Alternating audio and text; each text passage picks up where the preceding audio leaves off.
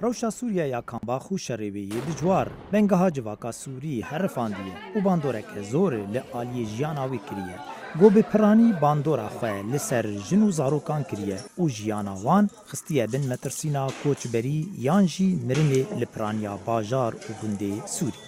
لی ده همان دمه ده جی جنا سوری رولکه گرینگ و اکتیو لیستو دلیزه ده ناوه و قیرانی ده هم ده ناوه گندو باجارین سوری ده هم جی لی دروی سوریه ده هولدانین گشتنا دنگی خواه جه جه بریاری ره و زلال کرنا روشا هی جه جیهانی ره گولا رمضان و سلمه که حالا هر دو جنین چالاک ین سوری جوان گروپین چالاکن ده هندره سوریه ده لی میدل ایست انستیتوت لو واشنطونی هن بیروکو خباتین خواه آنین برچاوان And women were basically raising awareness about جنتي دگهن به چقاز گرینگ بجداری بونوان دناف گفتگویان دا استاندنا بریاران جبو پاشروجک باشتر ج سوریه را.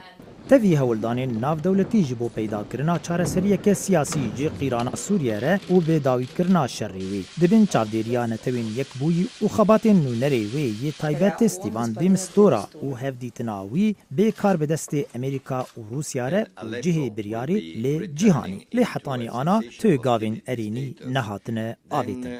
What could imagine all of us is that تشتێک و ئەم تەف دخوازم بینن بەرچاوان ئەوە کو ئەمە ژنوڤە دەست پێ بکەن و گفتوگویان نوژەم بکەن و ئالیکاریên mirovایەتیش بۆ سووریێ پەسەند بکەن هەر تشت بە هەڤرە پەیوەندیێدایە لێ بێ شەرت و مەرج. تەوی زۆر و زەحمەتیان لە پێشێ خەباتên سivîl di hundirê Sûriye de lê dîsanê jî bi zavekî mezin hewildan dibin got ew biserkevin û bi taybetî beşdarî bûna jinan di navê çalakiyan de û fêrbûna karê medenî û sivîl di nav şer de. Lê di vê goberî her tiştî şer bê rawestandin da got karibin karê xwe baş biserxînin û aktîv bikin di hundirê Sûriye de. المجتمع المدني السوري تنه بدان آلیکاری مروواهی جواکا سویل سوریه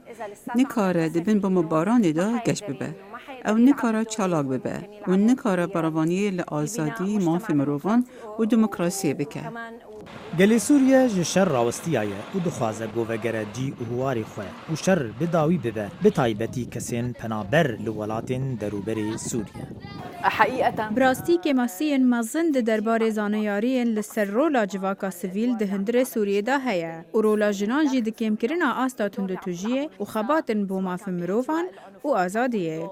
هر کس لشونا خو هولدانê dike da gorê li ber tundutujiyê bigire bi taybetî xebatên sivîl got di zor û zehmetiyan re derbas dibe ji aliyekî beramberî rejîma Beşar el-Esed disekinin û xebatê xwe dikin ji aliyê dinê ve jî gefa grûpên radîkalê çekdar li ser wan got bi her rengî mafê civaka Sûrî dê çewsîne. Luqman Ehmed, Dengê Amerîka.